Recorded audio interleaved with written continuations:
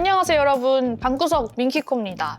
자동차 회사가 로봇 하나 공개했을 뿐인데 주가가 폭등하고 노동조합이 반발하고 사회적 논쟁까지 번졌습니다. 이 로봇의 이름은 아틀라스, 그리고 이 로봇이 피지컬 AI 시대를 열었다는 평가를 받고 있습니다. 오늘 방구석 민키코가 전해드릴 이야기, 바로 피지컬 AI에 대한 이야기입니다.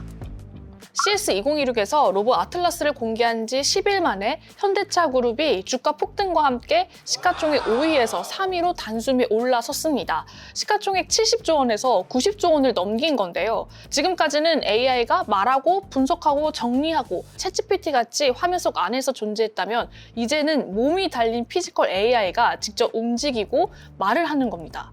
이 무대에서 현대차 그룹은 자신들의 방향을 아주 명확하게 보여줬는데요. 우리는 더 이상 자동차 회사에만 머물지 않겠다. 그 선언이 바로 로봇 아틀라스 공개였습니다. 키가 190cm에 몸무게는 90kg, 아틀라스는 성인 남성보다 조금 더 큰 체구로 최대 50kg의 하중을 들어올리고 360도 부드럽게 회전하는 관절 구조를 갖췄습니다. 이 촉각 센서가 달린 손을 통해서 인간처럼 섬세한 작업이 가능하고 걷기, 뛰기, 심지어는 백덤블링까지 가능한 그런 로봇입니다. 이에 따라서 이 해외에서 찬사가 이어지고 있는데요.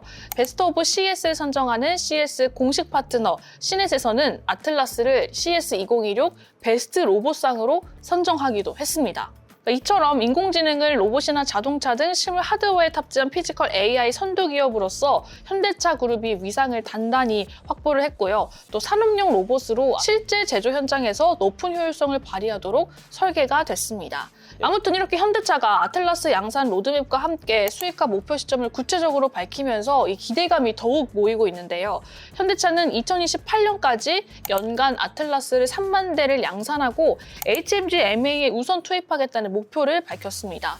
그래서 50억 달러를 투자해서 실제로 로봇을 양산하겠다는 이런 구체적인 목표를 밝히고 있는데요. 여기까지 보면은 이 미래산업 선도 기업의 멋진 선언처럼 보입니다. 그런데 이 발표를 가장 다르게 받아들였던 사람들이 있는데요. 바로 현대차의 노동조합이었어요. 노조는 공식 소식지에서 아틀라스의 대량 양산과 현장 투입은 고용 충격이 불가피하다라고 밝혔고, 노사 합의 없이는 단 한 대도 공장에 들일 수 없다라고 못을 딱 박았습니다. 근데 여기서 또 흥미로운 건 여론들의 반응이었거든요. 로봇 대체는 시간 문제다. 21세기 러다이트 운동 아니냐. 대세를 왜 막느냐. 노조는 시대의 흐름을 막는 존재처럼 그려졌고 오래된 귀족 노조 이미지까지 다시 소환됐습니다. 정치권의 메시지도 비슷한 결이었는데요. 대통령은 과거 기계 도입을 막으려 했던 러다이트 운동을 언급하면서 거대한 흐름을 피할 수 없고 사회는 결국 적응해야 한다고 말을 했습니다. 이 지점에서 노벨 경제학사 수상자인 데런 에스무글루 말이 떠오르는데, 에스무글루는 기술 발전이 항상 모두의 삶을 나아지게 하지는 않는다라고 말을 했어요. 그러니까 중요한 건 기술이 아니라 그 기술을 어떤 비전으로 쓸 거냐, 이게 더 중요하다는 거죠. 자, 정리하자면 현대자동차 그룹의 주장은 첫 번째, 아틀라스는 사람을 대체하기 위한 로봇이 아니라 위험하고 고강도인 작업을 맡아 생산성을 높이는 피지컬 AI다. 그러니까 인간의 자리를 뺏는 게 아니라 인간에게 도움을 주는, 인간이 좀 잘 못하는 어려운 힘든 부분을 대체할 수 있는 그런 로봇이다 라고 이야기를 했고, 두 번째로는 로봇이 단순 육체 노동을 담당하면 인간은 로봇을 학습하는, 관리하는, 의사결정을 하는 역할로 전환할 수 있다. 그러니까 힘들고 어려운 그런 건 로봇이 하고 이 로봇을 조종하는 거는 인간이 할 수 있다. 역할을 분리할 수 있다라고 말을 했고요. 세 번째로, 이는 미래 제조 경쟁력을 좌우하는 기술로 로봇 도입은 피할 수 없는 산업혁신 과정이다라는 입장입니다. 어쨌거나 기술은 계속 발전하고 산업 현장에서 경쟁력을 높이려면 로봇을 도입해야 하는데, 좀 고강도나 힘든 거는 로봇이 맡고 이걸 관리하는 건 인간이 맡아서 경쟁력을 높이자, 이런 게 바로 자동차 회사의 입장이고요. 반면에 이제 노동조합의 주장은 첫 번째로, 아틀라스의 대량 양산과 현장 투입은 결국 일자리 감소와 고용 불안으로 이어질 수 있다. 결국 로봇이 들어오는 만큼 그 자리는 인간이 나가야 하니까 고용의 문제다라고 이야기를 했고요. 그래서 노사 합의 없이는 로봇 도입을 받아들일 수 없고 기술 도입 과정에서 노동자의 권리가 보장돼야 한다고 주장을 했습니다. 이렇게 기술과 고용의 싸움에서 여러분은 어떤 게 더 먼저고 더 우선이라고 생각이 드시나요? 그 왜 이런 문제가 예전부터 계속 반복돼 왔잖아요. 네. 기술 발전을 위해서 어떤 것들을 포기해야 되냐 뭐 이런 논쟁에 있어서는 사실 이런 AI 로봇뿐만이 아니라 다른 분야에서도 계속 논쟁이 되었던 건데 가장 중요한 건 그래서 노조가 많냐 회사가 많냐 솔직히 저는 기술파라서 로봇에 대체될 정도의 일이고 능력이라면 그 직업은 없어져야 되는 게 맞지 않나? 라는 생각인데 이거는 어쨌든 다른 윤리적이나 뭐 이런 관점을 봤을 때 달라질 수도 있는 결과니까 네. 저는 이렇게 생각한다. 그렇구나. 아나운서님은 어느 쪽이신가? 일단 이게 진짜 어렵다. 이게 카메라 한 대가 아니라 지금 이게 어쩌면은 또 수천명 수백 명이 볼 수 있는 거잖아요, 여러분. 자칫하면 날아갈 수도 있는. 자칫하면 이거 나라 퀴즈쇼 아니에요? 거시적으로 봤을 때 우리나라의 산업 경쟁력이 높아지는 거기 때문에 굉장히 좋은 거고 거부할 수가 없다.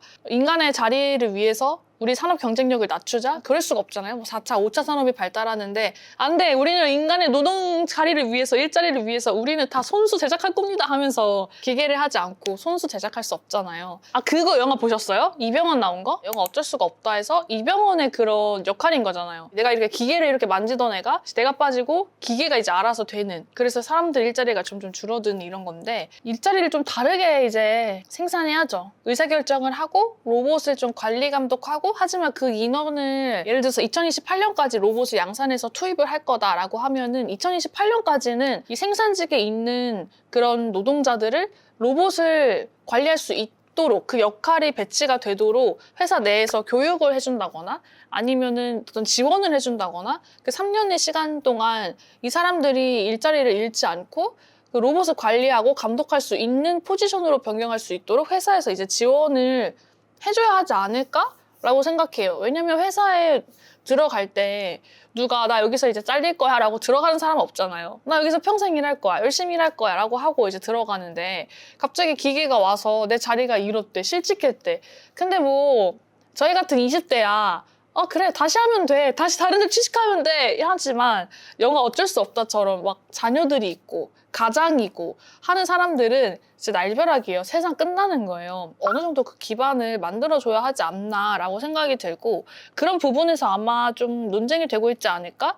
회사에서 만약에 자 여러분 이제 여기 로봇 자리니까 여러분들 그 위에 단계로 올라가세요. 로봇을 관리하세요 라고 했다면은 노조에서 이렇게 이야기하지 않았을 것 같고 그래서 일자리 감소랑 이런 고용 불안도 어쨌든 우리 사회에서 굉장히 중요한 거기 때문에 조금 더 다른 포지션으로 할 수 있도록 현대차 그룹이 또 그런 걸 만들어야 되지 않을까 생각합니다. 블루컬러셨던 분들의 그 업계에 오래 계셨던 분들이고 현장 일로부터 그러다 보니까 사실 막막하실 것 같다는 생각이 맞아. 들어요. 그러니까 그래서 더 노조에서나 막 이런 데도 우리의 뭐 취업권은 어떡하냐 이렇게 얘기가 나오는 게 네. 그것의 일종이 아닐까 싶은 생각이 듭니다. 근데 실제로 피지컬 AI뿐만 아니라 AI가 들어오면서 일자리 지금 많이 감소되고 있는 거 아시나요? 피디님은 모르실 수 있는데 실제 방송국 회사에서는 이렇게 3-4명이 만들어요. 근데 이제는 그냥 챗GPT 돌리면은 그게 나오니까 실제로 올해부터 감소됐거든요. 그러니까 4명이었던 PD가 3명이 됐어요.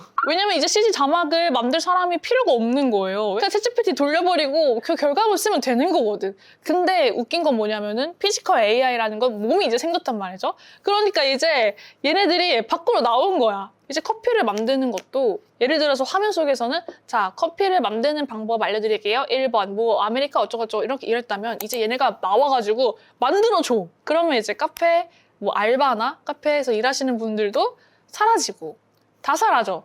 몸이 생기는 순간부터는 진짜 우리랑 싸우는 거거든요. 그런 부분에서 진짜 무섭다 이런 생각이 많이 들었고 우리 회사가 막 엄청 뭐 대단한 건 되게 좋지만 우리들도 지금 쉽지 않다. 여기에 지금 이제 피지컬 AI가 저처럼 앉아가지고 안녕하세요 여러분 민키콩입니다 할 수 있는 거예요 이제.